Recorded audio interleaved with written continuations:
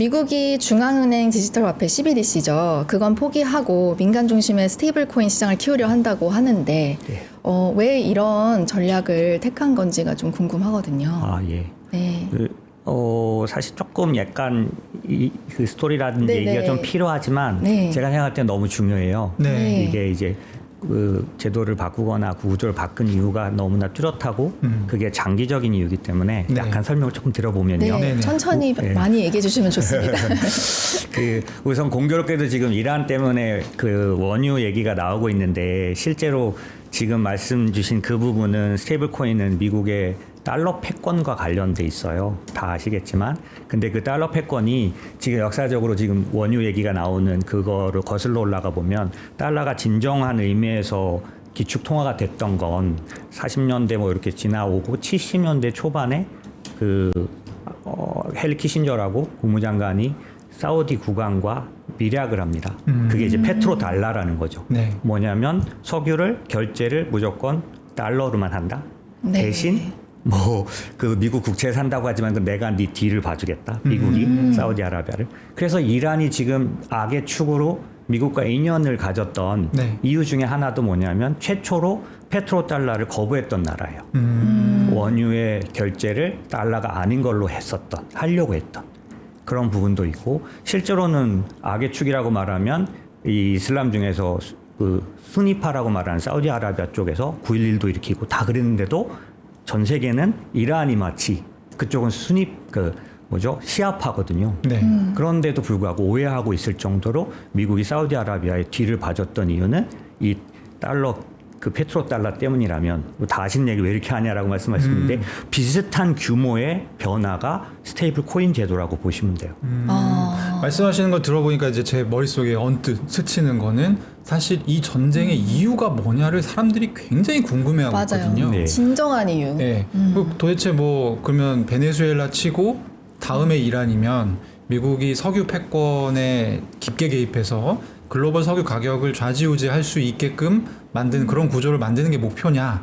라는 얘기가 또 설득력이 있기도 하지만 네. 지금 대표님 말씀을 들어보니 이것은 그 미국이 굉장히 오랫동안 아주 편리하게 사용해왔던 달러 패권 체제가 붕괴되는 것을 누수의 구멍을 틀어막고 스테이블 코인을 통해서 이것을 더 항구히 가져가겠다라는 큰 그림 안에 있는 내용이다. 뭐 이렇게 볼 수도 있겠네요. 그렇죠. 그 부분을 자세히 다루면 저도 이제 저에 대해 비주얼 써야 하지만 그거 네. 하지 말고 지금 말씀 주신 것 중에서 중요한 거. 그 오랜 동안에 달러 패권을 유지했던 축을 이제 네. 내려놓고 새로운 축으로 가고자 하는 건데 네. 스테이블 코인이 그럼 왜 내려놓았냐라는 부분을 이해하시는 게 네. 앞으로 길게 갈 걸 이해하실 수 있거든요.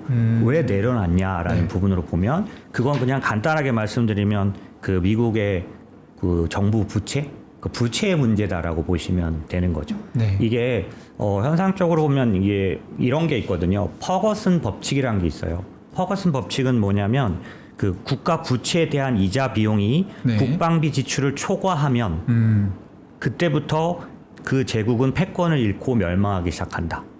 최근에 초과했잖아요, 미국이. 그게 25년 1월 기준으로 네. 부채 상환, 그러니까 이자 나간 게 1조 1124억, 국방비는 1조 1100억 넘어서기 시작했죠. 극적으로 25년도부터. 네. 와. 그래서 이 얘기를 전 세계 사람들이 안 건 아니지만 네. 미국이 부채가 많아지니 의심을 하게 됐고 그걸 어떻게 할 수 있냐면 2025년 상반기에 달러 가치가 50년 내 최대의 빠른 속도로 하락했었다. 달러 인덱스가 110에서 제 기억으로는 98, 97까지 떨어졌던 네. 이 속도는 50년 내 제일 빠른 속도였어요. 그거는 뭐냐면 신뢰를 잃어버렸다는 걸 달러 가치가 바로 보여줬던 거죠. 네. 결국 미국의 패권 국가로서의 위치가 흔들리는 이런 문제를 갖게 됐고 그럼 도대체 어쩌다가 미국이 이렇게 됐냐라고 하면 네. 코로나 때를 기억해 보시면 돼요. 아. 코로나 때 미국은 그 중국과의 격차를 벌이기 위해서 돈을 풀 때 두 가지로 풉니다. 보통 통화 정책으로 푸는 게 있고 재정 정책으로 푸는 게 있는데 이전의 역사는 대부분 통화 정책의 역사여서 연준이 금융시장을 이끌어왔죠. 네. 네. 근데 그때 통화 정책으로도 4조 5천억 이상의 그 QE를 했지만 대부분은 모르시지만 재정 정책으로도 어느 정도 했냐면 일반적인 한국과 같은 신흥국의 80배를 풀었어요. 기억해 보시면 가정마다 집집마다 막 3,500불씩 꼽아줬던 세 차례 나눠서. 네네네 그게 재정 지출이거든요. 네. 그게 신흥국의 80배에 달했고 그때 또 비트코인 가격이 많이 올랐습니다. 어마어마했겠죠. 그러니까 지금 말씀드린 것처럼 그렇게 해서 얻은 건 뭐냐라고 하면 네. 22년도에 연준이 금리를 제로로부터 5.5까지 제로부터는 아니지만 5.5까지 올렸는데도 전문가들이 23년도에 다 침체 온다 그랬는데 침체가 왔나요? 안 왔죠. 그쵸. 왜 안 왔냐면 가계에 가처분 소득이 역사상 최대로 쌓여 있었어요. 돈을 꼽아줬기 때문에 침체를 막았죠. 결국에. 하지만 그 부작용으로 정부는 빚을 역사상 최대 GDP 대비로 한 45%까지 이건 어느 정도냐면 45%. 미국이 2차 세계대전 끝난 직후 엄청난 전쟁을 치렀을 때 그 정부 빚 상태와 같아진 거예요. 와. 미국으로서는 유례가 없는 사례죠. 네. 그러다 보니까 어떤 상태가 왔냐면 결국에는 전 세계 의심을 받는 여기서 바로 알 수 있죠. 금값이 왜 그렇게 계속 올랐는지. 그러네요. 그죠? 예, 네. 그런 부분들이 생겨났고 그러면 문제는 뭐냐면 이렇게 해서 위치를 잃지 않을 수 있는 대안이 뭐냐라고 했을 때 결국엔 우리는 정치적이고 뭐 이런 것 군사적인 걸 다 따지지만 그것보다 앞서는 게 기축통화 달러 패권이에요. 결국 그러면 달러 패권을 잃지 않기 위해서 방법을 찾아냈다고 저는 보는데 이게 거의 신의 한 수 같은 거죠.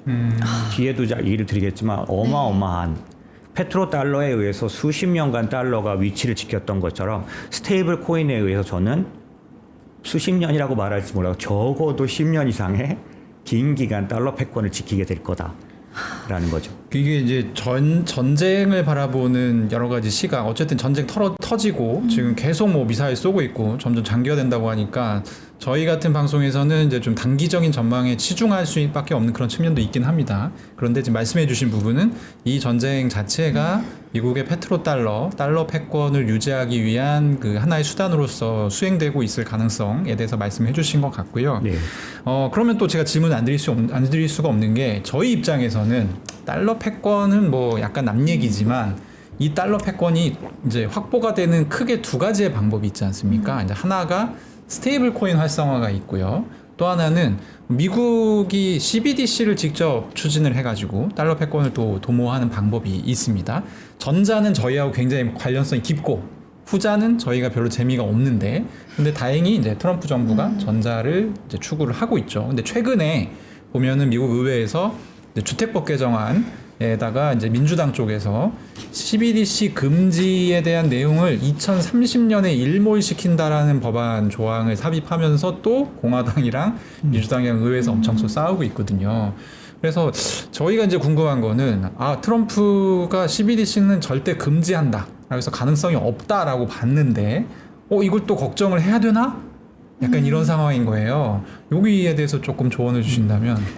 저는 아니라고 보는데요. 네. 그러니까 말씀드린 것처럼 왜냐하면 이제 사실은 저는 이제 크립토 관련된 긴 역사 동안 저도 시장에 있었기 때문에 그 CBDC의 그런 문제들 다 지켜봐왔는데 네. 두 가지를 말씀드려야 될 것 같아요. 아니다라고 생각하는 이유. 첫 번째, 그 스테이블 코인은 아까 말씀드린 그런 달러 패권에 관련된 부분과 함께 같은 얘기일 수 있지만 조금 다른 얘기가 있는데 그거 뭐냐면 미국 국채 수요를 만들어내야 한다는 이유입니다. 이건 무슨 얘기냐면 위기가 이제 작년 재작년이죠. 저 실리콘밸리 은행의 부도 사태. 네. 네. 그 사태는 잘 기억해 보시면 다를 때 부도 사태와 달리 다른 데는 요번에 뭐 신용 그 사모신용도 마찬가지지만 뭐 부실에서 왔는데 네. 실리콘밸리는 부실에서 온 게 아니라 실리콘밸리는 거의 어떤 은행들이냐면 미국 국채만 가득 들고 있는 은행들입니다. 네. 미국 국채 가격이 떨어져서 왔던 부도였어요. 맞아요. 이게 이제 시스템 리스크까지 가냐 마냐 했고 그때 연준이 대출 프로그램을 써서 막았습니다. 그렇죠. 요 문제가 남아 있어요. 아까 말씀드린 스테이블 코인이 달러 패권에 관련된 그런 부분 나중에도 뭐 시간이 되면 말씀 나누겠지만 1대1로 이 달러와 그 뭔가 준비자산으로 가져가는 장점도 있지만 네. 또 하나는 그렇게 가져가더라도 만약에 미국 국채 금리가 올라가서 연준을 사용해서 지금 이제 워시가 들어와서 연준이 금리를 내려도요 장기 금리는 조절이 안 돼요. 그렇죠. 올라갈 수 있습니다. 올라가면 실리콘밸리와 같은 시스템 리스크에 빠지게 돼요. 미국은. 스테이블 코인 안에서 이걸 해결하지 않는다면 아까 CBDC 관련된 그런 문제로 가더라도 이 문제는 나타나기 때문에 네. 그래서 미국의 대안은 스테이블 코인밖에 없어요. 현재로서. 이 혹시 이제 약간 지금 생각의 흐름이 중간에 약간 점프가 됐는데 여기서 이제 스테이블 코인과 CBDC의 차이점이 네. 스테이블 코인 같은 경우는 지금 단기 국채를 담보로 하고 있잖아요. 네네네. 그래서 지금 많이 나오는 이제 예상 중에 하나가 단기 국채를 많이 찍어내서 스테이블 코인으로 돌려주고 거기서 국채 수요를 만들고 거꾸로 단기 국채를 많이 찍는 만큼 장기 국채 발행량을 줄일 것이다. 이런 얘기가 나오고 있는데 요거 얘기하신 거죠? 네, 그 부분이 지금 국채 수요에 대한 말씀입니다. 네, 예, 네, 그러니까 스테이블 코인의 특징이기도 하면서 아까 말씀드렸던 기축통화 위치를 지키는 부분에서 사실은 달러 가치를 지키는 외부로 보이는 것도 있지만 이 시스템 리스크를 막지 못하면 붕괴하게 되기 때문에 이것도 막아야 한다라는 거죠. 왜냐하면 또 단기 국채 같은 경우는 시장의 어떤 시장에서 가격이 결정되지만 결국엔 어쨌든 연준의 금리 결정에 굉장히 영향을 더 많이 받으니까 네네네. 장기 국채에 비해서는 더 스테이블하고요. 그런 네네. 측면을 말씀하신 것 같습니다. 맞습니다. 네. 제도적으로는 지금 이제 우리는 알고 있는 게 그냥 그 단기 국채, 그러니까 스테이블코인에서 단기 국채만 사는데 그럼 장기 국채 문제가 어떻게 해결되느냐라는 질문을 할 수도 있고 네. 네. 그런 해결에 대해서 정확히 아시지 못할 수도 있는데 실제 이 단기 국채를 많이 찍어낼 수 있는 수요만 있다면 이거를 롤오버 할 때 장기 국채로 하는 부분에 대한 부분을 줄일 수 있는 예를 들면 그 옐런이라는 사람이 재무장관을 할 때 어떤 제도를 만들었냐면 재무부내 바이백이라 그래서 네. 이 돌아오는 장기 국채를 이렇게 바꿀 수 있는 롤오버 할 수 있는 제도를 만들어 놨기 때문에 이 스테이블 코인의 단기 국채 발행과 같이 가면 제가 말씀드린 부분을 해결할 수 있는 부분들이 생겨난 거죠. 예. 저희가 사실 지난주에 그 지니어스법 이거에 대해서 좀 얘기를 많이 나눴었거든요. 그래서 스테이블 코인 법안인데 이 법안은 은행뿐 아니라 비은행 또 기업들의 발행까지도 허용하는 구조라고 하더라고요. 맞습니다. 네. 예. 그러니까 그렇게 해야 됐던 부분들은 아까 제가 말씀드린 스테이블 코인 제도를 이제 그 달러 패권을 유지하는 데까지 가려면 이 부분도 굉장히 중요한 역할을 하기 때문에 그래서 은행 관련된 그런 금융권이 아닌 그런 쪽들에 대한 부분을 이제 참여시켜야 했고 열어줘야 하는 건데 실제로 이거는 금융 구조로 보면 엄청 개혁적이고 기존의 그런 거를 바꾸는 거지만 미국의 입장에서 보면은 상당히 많은 저항을 또 막을 수 있는 예를 들면 CBDC로 가면 당장 아마 중국의 그런 그 이미 만들어 놓은 아성에 부닥치게 될 거예요. 중국이 CBDC가 네. 굉장히 잘 돼 있으니까요. 네, 미리 그들은 몇 년 동안 이 CNI라 그래서 네. 그 어떤 그 가상 그러니까 CBDC 관련된 그런 인프라를 만들어 놨고 네. 이제 그거와 같이 대결할 때 미국 입장에서는 CBDC로 만약에 대항하게 되면 제한을 많이 받게 되는 거죠.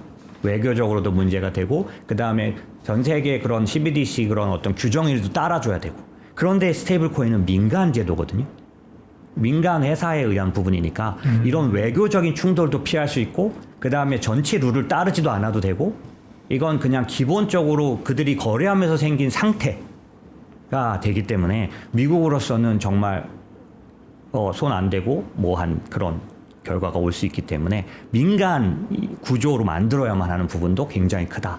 근데 이제 오늘 대표님 해주신 얘기가 사실 흐름상으로 볼 때 저희가 이제 지난주 화요일부터 방송 시작했습니다만 저희 지니어스 법안 얘기도 많이 하고 클라리티 법안 얘기를 정말 많이 했습니다. 네. 최근에 스테이블 코인의 어떤 제도적인 완성화를 위해서는 이 법안이 반드시 빨리 통과되어야만 하는데 어쨌든 은행권에서도 분란이 있고 민주당에서도 이거를 적극적으로 밀어줄지 약간 의문인 부분이고 실제로 법안이 좀 표류하고 있는 것은 사실이거든요. 네네네. 그래서 이게 언제 통과되냐 올해 안 될 수도 있다던데 약간 이런 얘기들을 하고 있었거든요. 네네네. 근데 어쨌든 대표님이 말씀하신 거에 따르면 이것은 장기적인 시각에서 보면 달러 패권, 페트로 달러 이런 것을 지키는데 굉장히 중요하고 예. 또 방금 질문에서도 이제 은행권뿐만 그러니까 비은행권뿐만 아니라 은행권도 여기에 동참해 니들도 밥 먹여줄게 하면서 지금 이제 판을 짜놓은 상황이기 때문에 네. 그러면 이 질문을 드릴 수밖에 없는데 무조건 이 법안 통과되는 거네요. 저는 이제 그렇게 생각하고 있죠. 다만 그 정치가 개입되는 건 그 그 지금 말한 그 통과에 대한 부분이 아니라 통과될 때 어떤 규정들을 갖고 통과될 거냐. 어떤 모양새로. 네네네. 그랬을 때 트럼프 대통령에 있어서 은행의 어떤 이익을 대변하는 부분이 얼만큼 영향력을 줄 거냐의 문제. 이런 것들만 세부적으로 조정돼야 하지. 조정될 것이지 이게 통과되는 거에 대해서는 미국이 여기에 사활을 걸었다라고도 할 수 있기 때문에 이게 이제 저 같은 사람이 말할 만한 규모냐라고 하실 수도 있지만 저는 이제 30년 넘게 이쪽에서 있었고 저의 이제 오랜 동안의 투자는 미국 기반이었는데 네. 그 미국 기반의 투자는 아까 말씀드렸던 그 달러 기축 통화 기반의 투자였어요. 그래서 연준을 이제 제일 중요한 판단 근거로 삼았었고 그랬던 것처럼 이제 세상이 변해서 이제는 스테이블 코인 제도를 통한 그 달러 패권이 움직여 간다면 이걸 이해하는 게 어쩌면 지금 그 가상통화 움직이는 가격 특히 전쟁 같은 거에 왔다 갔다 하는 거를 느끼는 것보다는 더 중요하다. 그런 생각이 들고 그러면 덜 흔들리고 계속 갈 수 있다. 이런 생각이 저는 있는 편이죠. 네, 저희가 좀 앞일이 애매할 때는 사실 이제 가격에 많이 의존하기도 하거든요. 그렇죠. 뭐 최근에 폴리마켓이라든지 이것도 가격을 이용해서 결국에 베팅을 하는 그래서 돈의 흐름을 보고 앞일을 좀 예상을 하는 그런 시스템인데 최근에 그 스테이블 코인 발행사 USDC 이 서클 네. 이 굉장히 주가가 많이 올랐어요. 네. 그러면은 이런 부분들도 그리고 USDC 유통량도 상당히 많이 늘어났거든요. 그러니까 이런 부분들도 어떤 그동안의 불확실성을 딛고 이건 무조건 이 방향으로 갈 수밖에 없겠다라는 어떤 그런 신호라고 또 볼 수 있을까요? 저는 그렇게 보고 있는데요. 왜냐하면 사실은 이 방송을 보시는 청취자분들, 그 보시는 분들의 대부분 분들이 가격에 의해서 지금까지는 투자를 해오셨을 분이 있으셨을 것 같고 자산으로 보면은 부분적으로만 이게 이 시장이 있었다고 생각했지만 사실은 이제는 메인 자산으로 들어오는 과정이다 보니까 말씀 주신 그 부분만 갖자면 첫 번째는 이제 결제 인프라가 늘어나는 쪽으로 간다라는 뜻에서 이걸 봐줘야 되고 두 번째는 서클 같은 경우는 금리 관련돼서 수익이 나는 구조라는 그런 금리 산업이 되고 있다라는 부분을 좀 봐야 된다라는 거죠. 그래서 요거를 어떻게 보면 저희가 이쪽 투자자분들은 이제 개별적으로 가격이 오르냐 아니냐라는 거를 많이 보시지만 제가 보기에는 기반 얘가 어디까지 갈 수 있을지 이것도 굉장히 중요하다라는 면에서 보면 서클은 아까 말씀드린 단순하게 그런 부분이 아니라 결제 인프라로 가고 있다라는 걸 우리가 알 수 있고 네. 그다음에 금리 산업이 되고 있기 때문에 이건 상당한 그런 베이직을 가지게 될 거다라고 볼 수 있겠죠. 네. 대표님 설명을 듣다 보니까 조금 더 좀 다양한 시각 그리고 좀 넓어진 시각으로 이 문제를 바라볼 수 있는 것 같은데요. 그렇다면은 실제로 USDC를 발행한 서클이나 리플 같은 그런 기업도 금융 당국의 이제 인가를 받아서 스테이블 코인을 발행을 하고 있잖아요. 근데 이런 민간 발행 모델의 특징이 있다면 어떤 것들이 있을까요? 이제 만약에 이거를 그냥 줄줄이 불러드리면 완전 담보 기반의 디지털 달러 체제다, 또 블록체인 기반의 결제 네트워크다, 뭐 규제 기반의 민간 혁신 모델 이렇게 말할 수 있는데 요걸 조금 뭐 설명을 해드리면은 네. 사실은 기본적으로는 이게 스테이블 코인이 가진 강점이 이 거래 결제라든지 이런 거래에 의해서 그냥 거침없이 퍼지는 거를 지향하고 있기 때문에 그런 부분들이 여기에는 굉장히 많이 반영돼 있다라는 거죠. 일반인들이 편하게 거래할 수 있는 거를 최대한 목적으로 하고 있다. 그러다 보니까 말씀드린 것처럼 우리는 이제 금융에서 말하기 때문에 완전 담보 기반의 디지털 달러다 이렇게 말하면 이거 무슨 말이냐면 거래가 일어날수록 계속 이 달러 패권이 굉장히 계속해서 커지고 강화되는 효과가 그냥 나타난다라는 거고 이게 블록체인 기반의 결제 네트워크라는 게 굉장히 중요하고 이게 뭐 토크나이제이션 같은 쪽에 다 영향을 주기 때문에 세 번째는 이게 그 규제가 아니라 민간 혁신 모델이기 때문에 엄청나게 커질 수 있다는 겁니다. 네. 항상 자동차 이 자율주행도 영국에서 개발됐지만 자동차가 미국에서 꽃을 피운 이유는 이 자동차 사고로 나온 문제들을 영국은 규제했지만 미국은 어떻게 했냐면 보험으로 그걸 해결해 줬을 때 규제가 풀렸을 때 어마어마하게 꽃을 피우거든요. 그런 면에서 이 민간이라는 부분은 굉장히 중요한 그런 동기나 요인이 된다라고 봐야겠죠. 그렇군요. 또 제가 찾아보니까 흥미로운 게 또 미국 와이오밍 주에서는 지방 정부가 직접 스테이블 코인을 이렇게 발행하는 사례가 있었다고 하는데 이런 시도도 또 굉장히 큰 의미가 있겠네요. 네, 맞습니다. 이거는 네. 이렇게 볼 수 있는데 아직 이 스테이블 코인 제도는 아직 완전히 자리 잡지 않았죠. 그렇기 때문에 미국 정부는 이 디지털 달러의 실험을 하고 있다라고 볼 수 있는데 이걸 분산형으로 주정부까지 다 참여해서 상당 부분 민간과 정부와 이런 쪽들이 다 참여하는 그런 그 분산형 그런 실험이라고 할 수 있고, 두 번째는 사실은 미국 내에서 블록체인 금융 허브의 경쟁이 생겼다. 예를 들면 이런 거죠. 뉴욕은 글로벌 금융 중심지고 실리콘밸리는 기술 중심지라면 네. 이 블록체인 관련해서는 어디가 중심지가 될 거냐? 와이오밍주는 그걸 수년 동안 해왔던 데고 그러다 보니까 먼저 칼을 빼들었다라고 볼 수 있고요. 약간 전략적으로 와이오밍 주에서 노렸다고도 볼 수 있겠네요. 그리고 미국 내에서도 이게 많이 이렇게 활성화되지 않겠습니까? 네. 그만큼 메인 비즈니스가 됐다고 봐야겠죠. 말씀을 듣다 보니까 궁금해지는 게, 어쨌든 저희가 큰 틀에서는 지금 이제 달러 패권 그리고 페트로 달러 두 가지를 아예 시작할 때부터 잡아놓고 얘기를 지금 이어가고 있지 않습니까?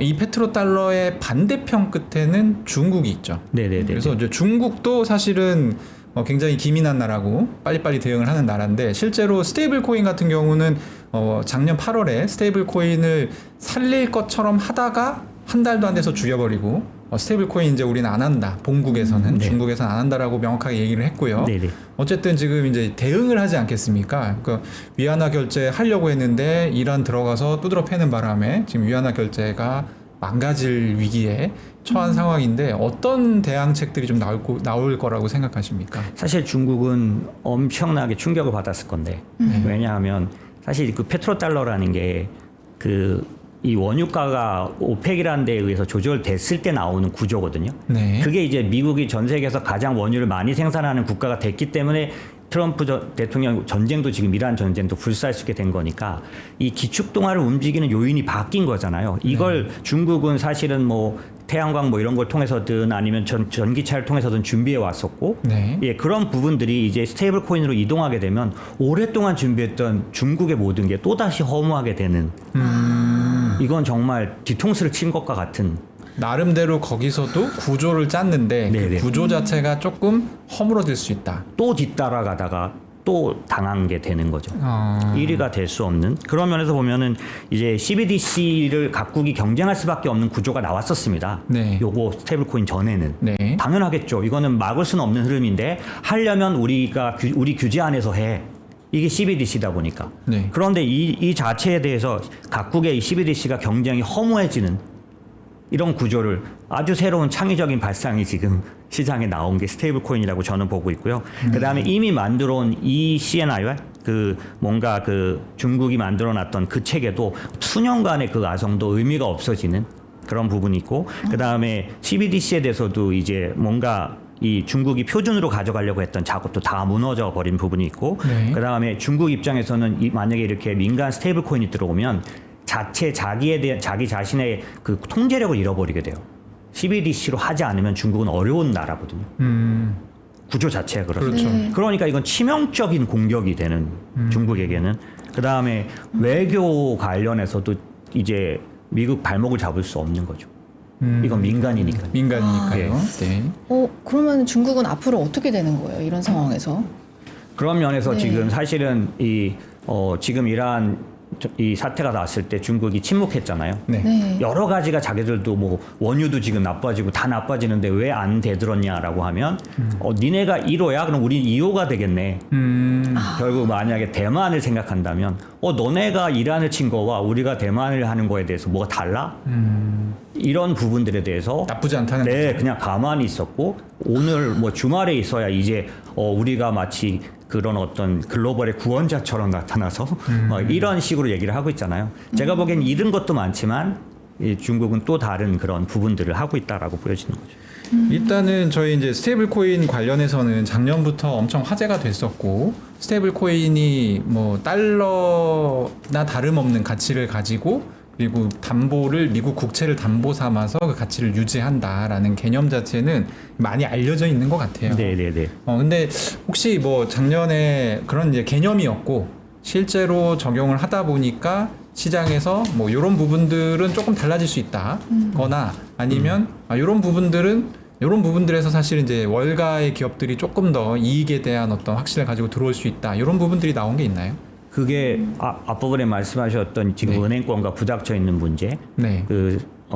이자를 줄 수 있느냐. 제3 예. 플랫폼에서의 이자 지급 그렇죠. 문제가 지금 예. 클라리티 법안이 그렇죠. 지금 그게 중이죠. 이제 가장 큰 문제이기도 하지만 그걸 양보한다고 하더라도 기본적으로 이 미국 채권, 그러니까 단기 국채를 들고 있는 스테이블 코인 회사들의 구조로 보면 이 서클이 그날 실적 발표하고 20%대 이상 올랐었죠. 네. 이런 것들이 기본적으로는 이 완전 담보 체제 1대1 담보로 가져가도 이 상당히 가능한 그런 구조라는 건 이제 증명이 되는. 그렇죠. 예, 그게 물론 지금 미국이 고금리 상태입니다, 사실은. 네. 예, 그래서 더 그렇긴 하겠지만 어찌됐든 이 서클과 같은 테더 같은 회사들이 1대1 담보 체제라는 이 스테이블 코인 체제가 자체적으로 돌아가면서 모순이 드러나지 않은 유지될 수 있고 커질 수 있고 더 강화될 수 있다는 걸 보여줬다는 것만으로도 굉장히 큰 의미가 있는 그런 거고요. 말씀하신 것처럼 혹시라도 뭐 어떤 모순이 생길 수 있느냐라고 한다면 네. 제가 보기에는 아까 말씀드렸던 그 유동성 리스크 이건 막을 수 없다. 네. 아까 제가 말씀드렸던 그 실리콘밸리 은행 부도 사태 때 이 제가 알기로는 서클 1달러 밑으로 내려갔었거든요. 네. 그게 뭐냐면 뱅크런이 생기면 이 부분은 누구도 막을 수 없는. 지금 사모신용도 마찬가지인데 네. 전부 찾겠다고 하는 바람에 지금 다 문제가 터지고 있는 거거든요. 예, 그런 측면에서 보면은 이 자체가 뭐 얼마나 안전하냐 막 말할 때 앞에 안전성은 많이 증명해 왔고 지금 구조적인 이런 문제는 여전히 갖고는 있다라는 정도가 우리가 알 수 있는. 아 근데 진짜 귀신 같은 네. 게 저희가 그걸 여쭤보려고 했었거든요. 네, 맞아요. 지금 이게 위험하지 않냐. 네네네. 네, 위험성이 실리콘밸리 은행 때 결국에는 그 은행이 여러 가지 이슈가 있었지만 사실 이제 디지털 자산에도 노출도가 상당히 높은 은행이었거든요. 그래서 그게 이제 뭐 코인 때문에 망했다. 약간 이런 얘기들도 예. 나왔었는데 그런 리스크는 어쨌든 상존한다라고 보시는 거군요. 맞습니다. 그래서 아까 미국이 패권을 내려놓지 않기 위해서 스테이블 코인 제도만 말하지 않고 네. 국채 수요에 대한 얘기를 드린 거예요. 그게 국채 수요에 대한 문제이기 때문에 그 국채를 지속적으로 사주게 되면 말씀드린 그런 시스템 리스크에 들어가는 거를 차단할 수 있고 안정성을 가져갈 수 있는 일시적으로 연준이 대출 프로그램을 쓰면 잠재울 수는 있지만 구조적인 문제는 막을 수 없는 거죠. 제가 또 생각을 해보면은 이제 클라리티 법안에 대해서 조금 더 얘기를 해보고 싶은데요. 네. 클라리티 법안 관련해서는 결국에는 핵심 쟁점이 뭐 스테이블 코인 이자 지급 문제를 둘러싼 은행권과 또 가상 자산 업계 충돌이라는 그런 부분이 있는 것 같은데 그 부분에 대해서 조금 자세히 설명을 해주신다면요. 네. 사실은 그 어떤 면에서 아까 이제 충돌이 일어나는 그런 부분들만 본다면 그런 문제들이 좀 많이 나타나지만 그것보단 더 크게 얻는 게 있다. 클래리티 법안을 통해서 그건 뭐냐면 네. 이 클래리티 법안은 정확하게 이름 그대로 명확하게 이 자산이 어떤 자산이냐 그렇기 때문에 어떤 규제를 받느냐를 명확하게 하는 그런 제도다 보니까 이제 세 가지 디지털 자산을 세 가지로 나눈다. 하나는 디지털 상품 커머디티로 보는 거고 하나는 투자 계약형 자산 에셋으로 보는 거고 세 번째는 그냥 결제형 스테이블 코인으로 보는 이거를 구별을 해가지고 증권 성격을 가지면 SEC가 감독해라. 만약에 상품 성격을 가지면 CFTC가 감독해라. 이런 것들을 명확하게 함으로 해서 그동안 이 가상자산 관련해서 계속해서 받아왔던 소송 위험들 이것들을 명확하게 해결해 주고자 하는 거고 말씀하신 그런 이익 개념은 약간 어떻게 결정 날지에 따라 이자나 뭐 이런 부분들은 좀 더 크리티컬하거나 디테일이 있지만 크게 봐서는 비제도권이 제도권으로 들어오는 금융 규제 안으로 들어오는 그러니까 규제를 더 받는다는 뜻이 아니라 오히려 규제를 벗어나는 길이 되는 거죠. 소송으로부터 벗어날 수 있는 그렇기 때문에 클래리티는 굉장히 중요하다. 일단은 통과는 무조건 될 것 같다. 그렇게 안 하면 제가 볼 땐 스테이블 코인의 네. 그 어떤 제가 아까 말씀드린 긴 그림의 그게 스토리텔링이 깨지게 되는 거예요. 깨지게 되는 거니까요. 통과는 될 것 같은데 어떤 모양으로 통과가 되느냐가 굉장히 중요하다라는 네. 얘기를 여러 차례 해주셨는데 저희도 그게 관심사거든요. 네. 그러니까 사실 이게 미국이 패권을 가져가고 뭐 이게 이제 단기 투자자들 입장에서는 큰 별로. 관심이 없는 게 네. 내가 가지고 있는 디지털 자산 가격이 오르냐, 네. 그럼 비트코인 가격 올라가냐 이게 되게 중요한데 예. 시나리오별로 요걸 한번 설명을 해주신다면 어쨌든 네. 지금 아주 단편화시키면 제3자 플랫폼에서 이자 지급을 하는 게 안 되는데 네네. P2P 관련해서 그러니까 뭔가 투자자가 실제로 기여를 하거나 액션을 했을 경우에는 거기에 상응하는 보상을 좀 주는 게 어떠냐 요 정도까지 후퇴가 됐거든요. 네네네. 크립토업계는 후퇴를 했고 네. 3월 5일에 은행권에서는 그것도 안 되겠다라고 이제 거부를 한 상태인데 네네. 지금 요 이제 제한된 내용을 가지고 결국에는 트럼프가 나서서 요 내용을 관철시켜 준다라고 하면 네. 구체적으로 뭐 비트코인 가격이 오른다 혹은 아니면 이런 디지털 자산은 수혜를 볼 거다 이런 내용을 좀 전망을 해주시면 네네. 사실 막 나랑 상관없는 얘기를 드린 듯한 얘기를 앞에서 제가 드렸는데 네. 이게 저는 뭐한 2, 30년 투자를 했을 때 네. 투자에 이제 성공을 하려면 사실은 내가 투자하는 개별 자산에 대한 가치를 잘하는 것도 방법이고 그 다음에 이 자산, 이 개별 대상이 지속적으로 성장할 수 있는지를 보는 것도 예를 들면 저희가 기술주를 투자하는 이유는 인공지능 산업을 알기 때문이기도 하잖아요. 산업 전체가 클 거라고 그런 생각하기 거잖아요. 때문에 그런가 하면 또 지금은 어떤 시대냐면 이제 통화 정책의 시대가 아니라 재정 정책의 시대예요. 이제는 정책도 투자에 굉장히 중요한 영향을 끼치는 시대입니다. 그렇죠. 그렇기 때문에 이 법안이라든지 스테이블 코인 제도에 대해서 말할 때 저는 이렇게 생각합니다. 저한테 물어보시면 이건 장기적으로 무조건 모아야 되는 자산, 비트코인에 대해서 그렇게 생각하는데 그렇게 하려면 이걸 지켜줄 수 있는 구조, 네. 제도, 사실 금융 안으로 들어와야죠. 이런 것들이 저한테는 굉장히 중요하게 느껴져서 그 얘기를 이제 드렸다라고 보시면 되고 네. 뭘 저렇게 먼 얘기를 하냐라고 하셨을지 모르지만 전 올해 투자하면서 그 페트로달러 아까 말씀드린 그 기축통화 이거 하나만 갖고 투자해도 상당히 좋은 성적을 냈었기 때문에 모든 논리를 구조를 읽을 수 있었고 이 스테이블 코인은 그런 면에서 제가 또 원하시는 얘기를 안 했을지는 모르겠지만 제가 생각할 때는 그게 중요하다고 생각하고 질문 주신 내용으로 보자면 제가 보기에는 이자를 만약에 주게 되면 네. 그러면 이자에 대한 규제가 따라오기 때문에 현재 금융 안에서는 또 얻는 게 있지만 잃는 게 있을 있고, 거다. 네. 상당히 있을 거다. 미국은 금융위기가 은행 위기였기 때문에 네. 은행 규제가 보통 국가보다 훨씬 높습니다. 이게 이제 보상이지만 사실상의 이자나 다름없다라고 인식하게 될 거기 때문에 그렇죠. 그게 다 지금 현재 뭐 디파이라든지 이런 부분까지도 들어와서 상당히 다른 이 올감하게 되는 그런 효과를 맞습니다. 단시간 중장기적으로 확산을 막을 가능성이 일시적으로 있다는 트럼프 거죠. 대통령 시기에만 반영될 가능성이 그런 가능성도 생길 있다. 수 있는데 저는 이제 그렇게 하기에는 미국이 여기에 사활을 걸 수밖에 없다. 네. 기축통화라는 걸 어떤 의미를 가진지 제가 알기 때문에 네. 그런 면에서 이건 계속될 거라고 보는데요. 그러기 위해서 그걸 만약에 얻으려면 약간의 양보를 해야 한다면 이 부분은 단기적으로는 이 산업이 크는 거를 직접적으로 막는 부분을 좀 제어할 수 있다. 은행 손을 일단 들어줄 가능성도 있다고 보시는 거죠? 저는 그렇게 보고 네. 있습니다. 그리고 이게 그럼 뭐야 이거 실제적인 건 아무것도 안 됐네라고 하실지 모르겠는데 저는 그렇게 보지 않는다. 왜냐하면 이게 산업적으로 커져야 되고 네. 그 다음에 메인 어떤 산업 규제 안으로 들어와야 한다. 금융이 돼야 한다고 저는 생각하는데 그러려면 이 부분이 앞에서 다투다가 이 산업 자체가 크지 못하지 않겠나라는 네. 부분이 좀 있습니다. 저는 일반 투자자의 입장에서 그냥 듣다 보면은 궁금해지는 게 있는데요. 이제 미국이 사활을 걸었다는 것도 알겠고 클래리티 법안 분명히 통과될 거라는 것도 알겠는데 이제 이해는 분명히 했는데 그렇다면 이 시점이 자꾸 지연이 되고 있는데 언제쯤으로 저희가 예상을 하면 제일 좋을까요? 네.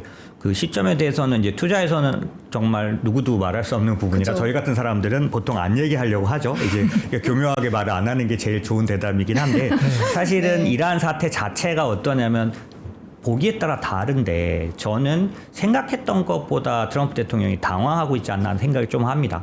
저도요. 예. 네네. 예, 그래서 네타냐후가 밤마다 네타냐후를 막 그 욕하고 있을 것 같다. 저는 이렇게 생각하는데 이거 금방 끝난다고 했잖아. 뭐 이러고 네, 그렇게 생각하는데 그런 면에서 보면 트럼프에게 카드가 필요할 거다라는 거고요. 이 지금 저희가 말하고 있는 이 크레디트 같은 것들은 트럼프에게 있어서 중간 선거를 생각할 때 카드로 쓸 수 있는 부분도 충분히 있기 때문에 그런 부분에서는 지금 지난 주말 그다음에 자꾸 트럼프가 이 그 소식을 날리고 있는 걸 보시면 네. 저는 이제 그 카드로 쓸 수 있는 거기 때문에 훨씬 더 가깝다 이렇게 생각은 하고 있습니다. 네. 네, 오늘 마무리하기 전에 이제 2개 정도 더 여쭤볼 텐데요. 첫 번째는 아까 그래도 제가 이제 어쨌든 사회자 입장에서 질문 최대한 끌어내야 되니까 네. 좀 뭐 어떤 가격을 자산을 찍어서 뭐가 오를 네. 거다 이런 얘기 하기는 좀 어렵지만 네네. 말씀하신 거를 그냥 제가 풀어보면 시가총액 상위에 있는 곳들을 마치 우리가 인덱스 투자하듯이 그러니까 산업 자체가 확장되고 더 커질 가능성에 대해서 투자를 하는 것은 충분히 리즈너블하다, 합리적이다라고 생각하실 것 같습니다. 일단 네네. 이 부분은 맞나요? 네네 그렇습니다. 그러니까 조금 더 정확하게 좀 더 구체적으로 말씀드리면 네.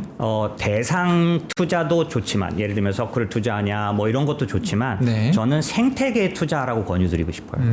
이 스테이블 코인 생태계. 네. 예, 그 생태계에 투자할 수 있느냐? 있습니다. 이건 뭐냐면 ETF가 요즘 되게 발전을 해서 ETF가 벌써 나와 있나요? ETF 안에서 뭐 예를 들면 말씀드린 BLOK라고 하는 블럭이라는 ETF는 네. 이 스테이블 코인 제도 생태계에 투자돼 있습니다. 아. 그래서 그러고도 그다음에 미국의 금융주 투자하는 것 중에 네. IAI 요런 그 닉네임으로 들어가면 얘는 금융주를 투자하는데 주로 거래소를 투자합니다. 아. 근데 이 얘기가 왜 거래소? 이 스테이블 코인 제도는 거래소와 밀접하게 토크나이제이션하고 다 연결돼 있기 때문에 네. 아까 제가 말씀드린 어떤 통화 이 가치만이 아니라 결제 플랫폼이 된다는 의미에서는 굉장히 많이 거래소들이 그러니까 수혜를 입을 거로 보거든요. 그래서 만약에 투자한다면 저는 말씀드린 것처럼 이 스테이블 코인 생태계에 투자하고 그 다음에 금융에서도 이 토크나이제이션이 진행될 때 최대 수혜를 입을 수 있는 거래소들에 주로 투자하고 이런 부분들이 이게 뭐 직접적이지 않은 거 아니냐 아니면 길게 볼 땐 이것도 굉장히 좋은 수익을 낼 거다 이렇게 생각합니다. 알겠습니다. 저희 또 한 가지 질문 드리고 싶은데요. 만약에 이 클래리티 법안이 통과가 된다면 당연히 미국에게는 큰 영향이 있겠지만은 나아가서 또 글로벌 가상자산 시장에는 또 어떤 영향을 미칠지 그리고 또 한국에는 또 어떤 영향을 미칠지가 가장 궁금하거든요. 네, 저희도 그런 흐름을 이제 빠르게 따라가고 네. 있는 걸로 알고는 있는데요. 네. 사실 이 스테이블 코인에 대해서 긍정적으로 생각했던, 그러니까 법이 통과될 거고 이게 될 거라고 보는 것 중에 하나는 뭐냐면 이래야 미국이 전 세계의 표본 모델이 되기 때문에 네. 그러니까 기준이 되기 때문에 아마 이걸 놓지 못할 거다. 그게 돼야 사실 달러 기축 통화의 그것도 가능해지기 때문에 그 핵심을 놓지 못할 거라고 보는 거고요. 질문 주신 거에서 디테일하게 요런 거로 갈 겁니다는 혹시라도 좀 다른 분들이 더 잘 아실 수 있는데 제가 보기에는 이 미국이 이거를 통과시켜서 가면 반드시 그게 기본이 된다. 예를 들면 유럽은 지금 미카라 그래서 다른 법을 따르고 있거든요. 네. 예, 이런 각각 싱가포르도 마찬가지로 따로따로 가고 있는데 이게 아마도 하나의 그 표본형으로 바뀌면서 상당 부분 큰 영향을 끼치게 될 거다. 왜냐하면 아시다시피 정부가 지원한다고 해서 되는 게 아니라 뭐 우리나라에 온 그 다른 나라 노동 하시는 분들, 예를 들면 이민자들 같은 분들이 이 스테이블 코인을 사용하는 거에 의해서 커지는 거기 때문에 네. 네. 약간 한국이 스테이블 코인 제도를 하는 거에 의해서만 영향을 받는 게 아니라 이 제도 전체에 대한 그런 흐름에 영향을 받기 때문에 그런 면에서 보면 아마 이 크레디트 법안이나 이런 것들에 의해서 생겨난 그 기본 표본은 전 세계가 따를 수밖에 없게 될 거다. 왜냐하면 사용자가 그냥 아무 생각 없이 자기는 그걸 거래하는데 이걸 정부에다 뭐라 그럴까요? 계속 권유하는 거와 같죠. 이렇게 해라고 그렇게 될 거라고 저는 보는 거죠. 네. 하여튼 미국의 그 법안 통과가 또 전 세계적으로 또 한국에도 또 어찌 보면 표본이 될 수도 있겠다라는 생각. 네, 맞습니다. 네, 맞습니다. 그래서 감사합니다. 네, 오늘 좋은 말씀 너무 감사드리고요. 또 크립토 플러스 오늘은 여기까지 하겠습니다. 네, 내일 아침 11시에 찾아뵙겠습니다.